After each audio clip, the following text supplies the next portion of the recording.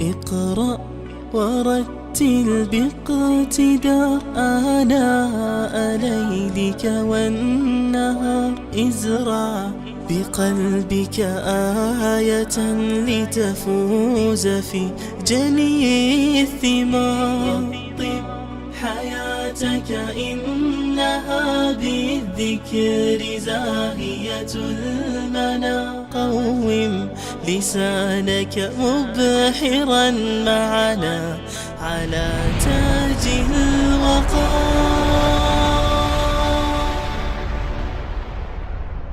اقرأ ورتل باقتدار.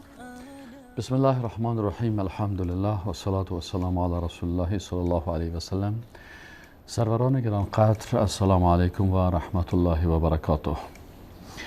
الحمدلله ثم الحمدلله که باز هم خالق متعال سبحانه و تعالی بر ما فرصت دیگه داد که برنامه از برنامه های عقیده در پرتو قرآن و سنت خدمت شما دوستان عزیز و گرانقدر تقدیم بکنیم. دوستان عزیز، شما میفهمین که عنوان برنامه امروزی ما توحید صفات است. الله سبحانه و تعالی دارای صفات زیادی می باشه. ما این صفات چه قسم بشناسیم و چه قسم به او عقیده بکنیم و دارای کدام شرایط است.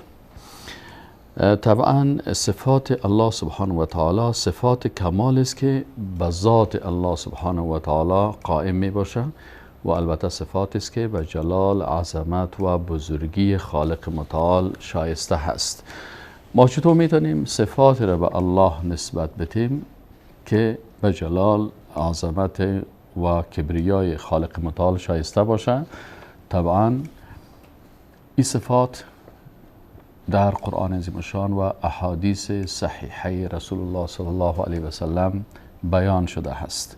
پس ما الله سبحانه و تعالی را به مو قسم صفت میکنیم مثل که خودش خدا صفت کرده و رسولش بر ما خبر داده هست.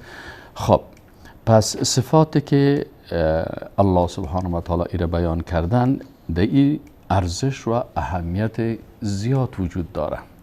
وقتی ما این صفات بشناسیم، خالق خدا به شکل حقیقی و درست مطابق عقیده قرآن و سنت میشناسیم.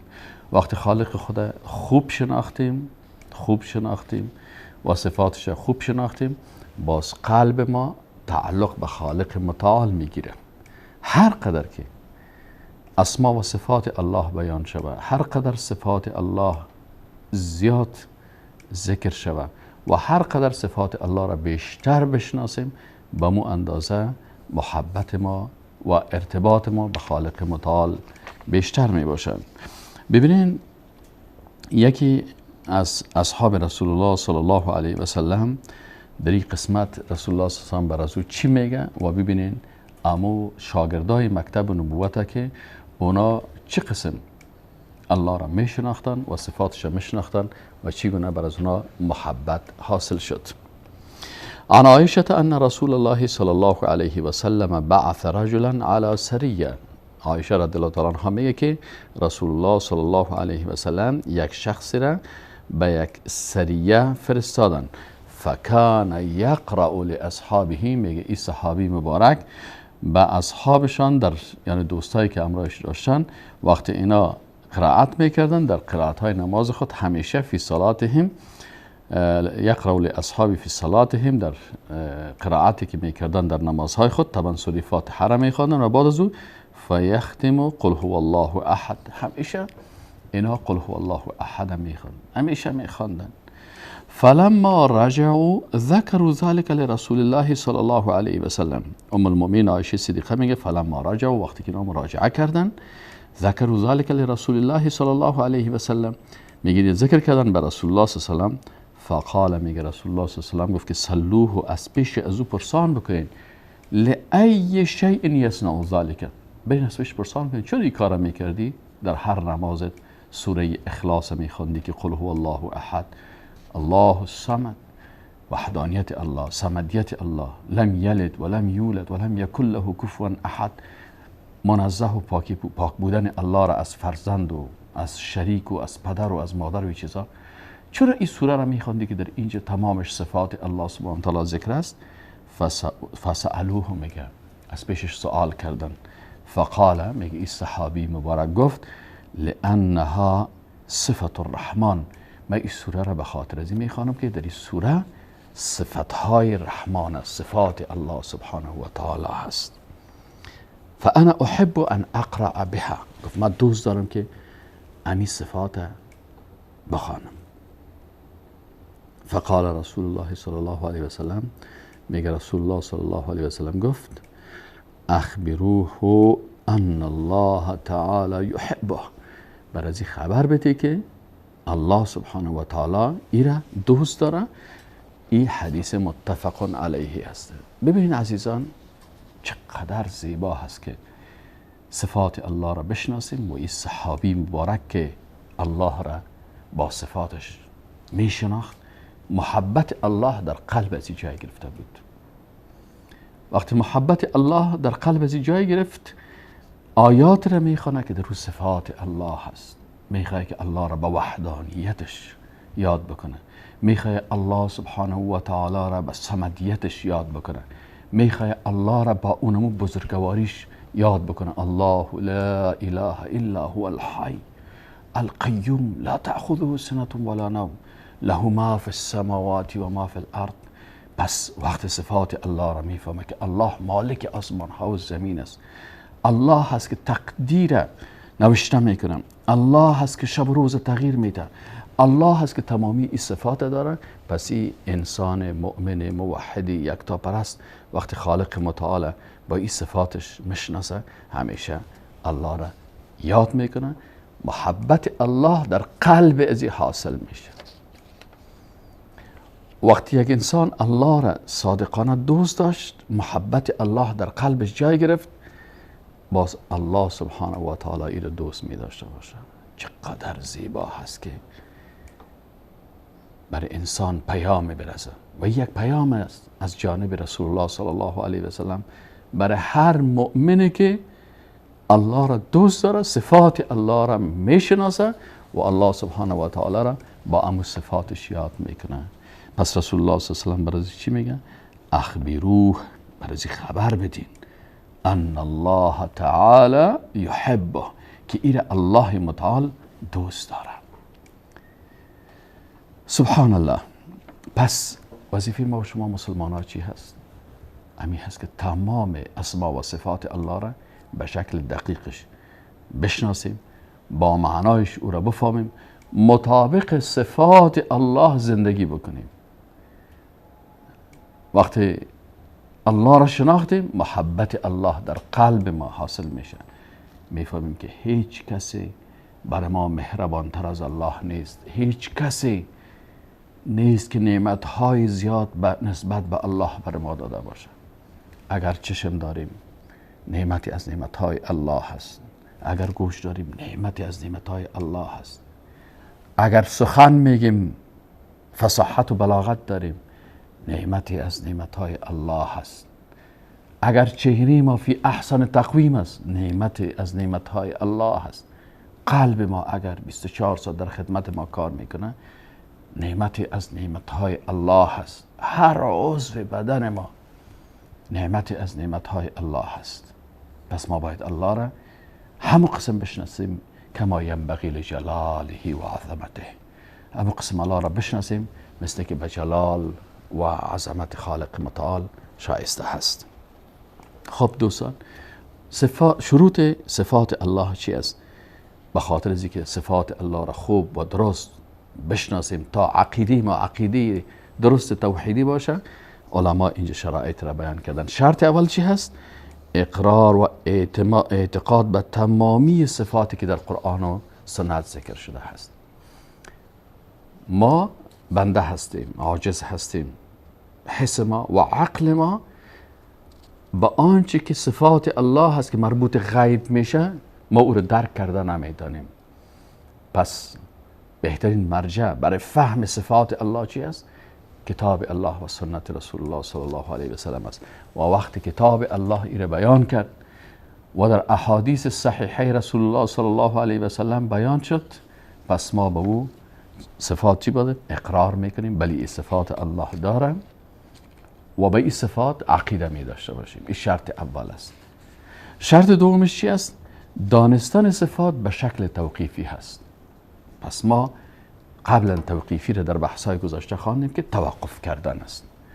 در صفات الله توقف میکنیم، نه زیادت میکنیم، نه نقصان میکنیم و نه چیزی از خود اجتهاد میکنیم، بلکه به شکل توقیفی آنچه در قرآن و سنت ثابت است امر به الله ثابت میکنیم و آنچه از الله نفی شده او را از الله نفی میکنیم. این ادب است در مقابل صفات خالق متعال سبحانه و تعالی. شرط سوم چیست؟ اثبات تمامی صفات که در قرآن عظیم الشان و سنت رسول الله ثابت است. پس تمام صفاتی که در قرآن و سنت ثابت است او را ثابت میکنیم. مثل مردمایی که فلسفه میگن و مثل مردمایی که عقل خود بالای نص حاکم قرار میدن و میگن نیست این مطابق عقل ما چطور است، این مطابق عقل ما چطور است، این عقل ما نمیپذیره.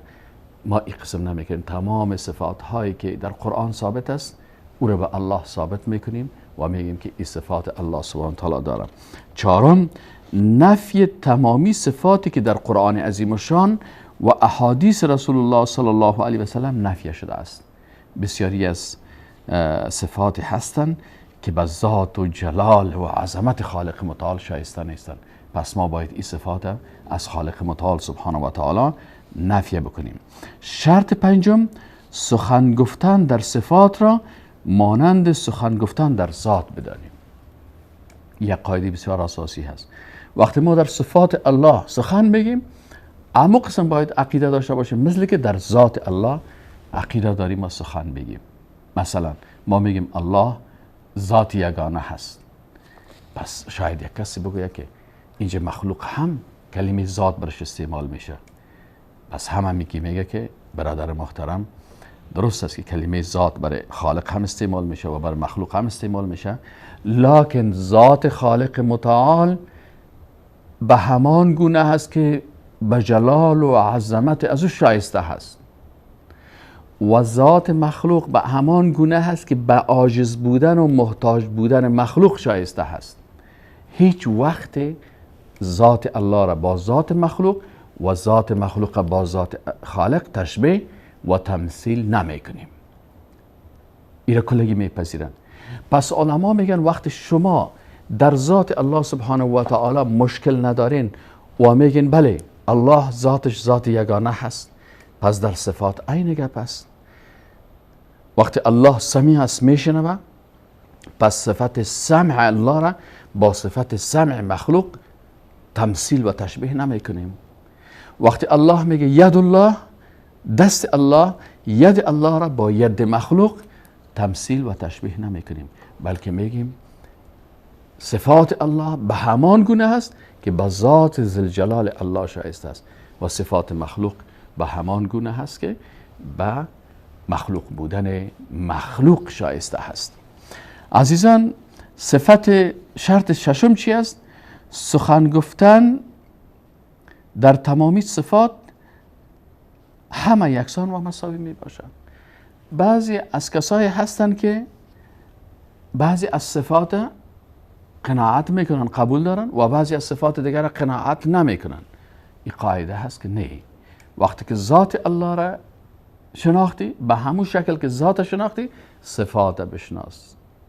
در اونجا فقط در عقیده می باشه که صفات الله، ذات الله شایسته هست، به همان گونه هست که به الله شایسته هست و ذات مخلوق به همان گونه هست که به مخلوق بودن از او شایسته است.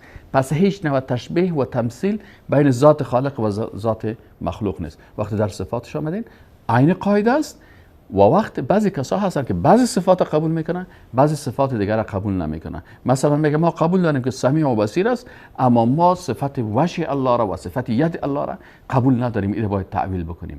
پس علما میگن نه خیر، اینمی قسم که سمع و بصر الله شایسته هست، اما قسم است که به ذات و جلال الله شایسته هست، امی قسم ید الله و وجه الله هست، به همون گونه هست که به ذات ذوالجلال شایسته هست. ما او را با ید و وجه، با دست و روی مخلوق تشبیه نمی کنیم. قاعده شرط هفتم چی است؟ الفاظ صفات به اعتبار معنا برای ما معلوم دار است، ولی به اعتبار کیفیت مجهول است. این قاعده دیگه هست.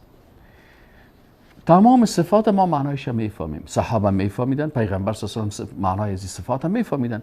وقتی که برشون گفته میشد صفت سمع الله، میفهمیدن که سمع به معنای شنیدن است، بصر به معنای دیدن است، ید به معنای دست است، وجه به معنای روی است. پس ما در صفات الله سبحانه و تعالی در قسمت معنای لفظ از او کدام مشکل نداره، معنایش هم میفهمیم، اما کیفیتش بر ما مجهول است. چرا؟ اگر کسی از ما پرسان میکنه که چه قسم آیا صفات الله کیفیت داره؟ بله کیفیت داره. شما برای ما کیفیتش رو تشریح کنید، ما میگیم کیفیتش مربوط به غیب میشه. پس چه قسم است؟ اما قسم است که به جلال و عظمت خالق شایسته هست. شما در کیفیتش چی میگیم؟ ما در کیفیتش چیز نمیگیم، به خاطر که ما کیفیتش رو نمیفهمیم. کیفیتش مجهول است. اما قسم که امام مالک رضی الله عنه در قسمت استوا گفت الاستواء معلوم والکیف مجهول والایمان به واجب والسؤال عنه بدعه. پس در صفات همه صفات همین قسم است. صفات معلوم است، کیفیتش مجهول است، ایمان به او واجب است و درباره کیفیت از این سوال کردن و تجسس کردن چون مربوط به غیب میشه، این تجسس و سوال کردن در این بدعت است.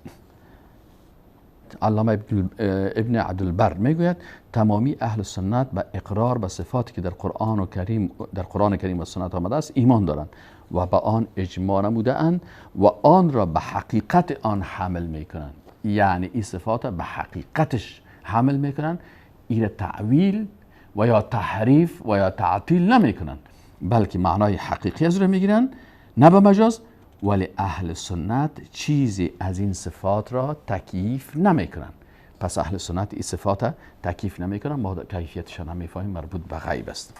شرط هشتم خودداری از تحریف، تعطیل، تکییف و تمثیل صفات. پس ما شما در برنامه قبلی هم فهمیدیم معنای زیره که ما این صفات تحریف نمی کنیم که او صفات چی کنیم؟ تغییر بدیم، یا تحریف لفظی بکنیم یا تحریف معنوی بکنیم.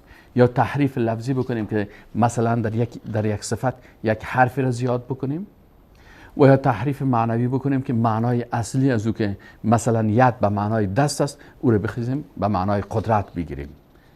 این تحریف لفظی یا معنوی. و تعطیل هم نمی کنیم. چرا؟ اگر یک صفت را مثلا صفت ید اگر به معنای قدرت بگیریم، پس خود صفت ید تعطیل شد و اهل سنت این کار نمی کنند. عقیده قرآن و سنت این اجازه نمیده، بلکه میگه که باید صفات الله تعطیل نشه، بلکه تمام صفات الله به مو شکل که ذکر شده است ذکر شود و با معنایش فهمیده شود. تنها در کیفیتش ما کیفیتش نمیدانیم، اما به این عقیده هستیم که کیفیت داره. اگر بگوییم کیفیت نداره باز تشبیه به جامد میشه و ما صفات الله را تشبیه نمی کنیم به هیچ مخلوق، نه به مخلوق جامد و نه به مخلوق متحرک. پس میگیم اینا کیفیت داره، ولی چون ما عاجز هستیم غیب نمیفهمیم، ما کیفیتش نمیدانیم، مربوط به غیب هستن، در کیفیتش تسلیم هستیم. پس تحریف نمی کنیم، تعطیل نمی کنیم، تکییف نمی کنیم و تمثیل و تشبیه نمی کنیم، با صفات مخلوقات را تمثیل نمی کنیم و تشبیه هم نمی کنیم. شرط اثبات صفات کمال به شکل تفصیلی. صفات کمال به مو شکل که تفصیلی الله سبحانه و تعالی بیان کرده، اما تو مفصل نام گرفتن تفصیلی ای را بیان میکنیم. منظور این است که تمامی صفاتی که در قرآن و سنت ثابت است آن را به شکل تفصیلی ثابت بکنیم. و شرط دهم صفات چی هست؟ که نفی صفات نقصان به شکل اجمالی، بعضیش که تفصیل داده شده است او را به شکل تفصیلیش میگیریم. مثلا لا تأخذه سنة ولا نوم، پس سنه و نوم از الله به شکل تفصیلی نفی شده، ما هم نفی میکنیم. لم یلد ولم یولد ولم یکن له کفوا احد، این صفات از الله نفی شده تفصیلی به شکل تفصیلی. اما بقیه صفاتی که صفات نقصان و صفات ضعف است به شکل اجمالی او را از الله سبحانه و تعالی نفی میکنیم. خب حالا میریم سر اقسام صفات الله. صفات الله سبحانه و تعالی را علما به دو اعتبار تقسیم میکنن. اول به اعتبار معنا، دوم به اعتبار لفظ.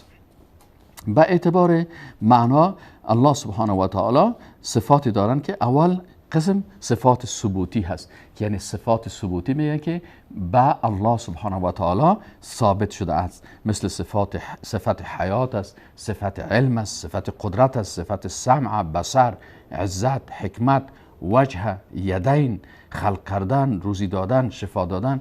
تمام این صفات برای الله سبحانه و تعالی ثابت است. این صفات ثبوتی میگن. قسم دوم صفات سلبی هست که از الله سبحانه و تعالی نفی شده هست. مثلا صفات نوع اول صفات عیب است. از الله سبحانه و تعالی این صفات عیب نفی شده هست. صفات عیب کدام صفات را میگن که دو عیب باشه، او را الله از خود نفی کرده. لا تأخذه سنة ولا نوم.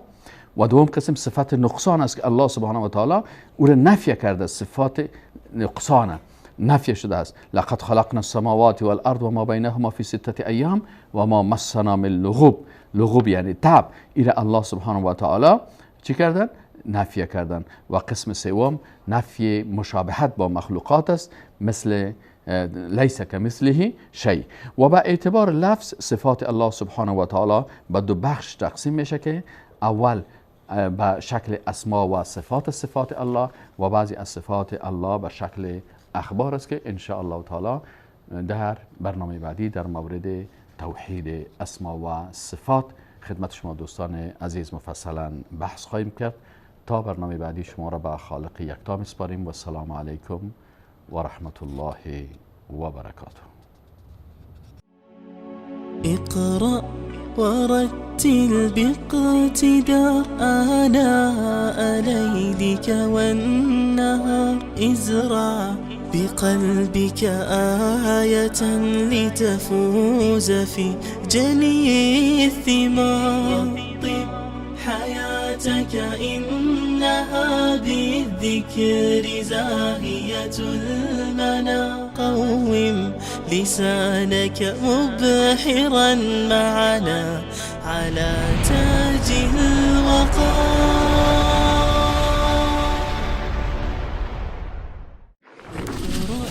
ورتل باقتداء آناء ليلك والنهار ازرع بقلبك آية لتفوز في جني الثمار. طب حياتك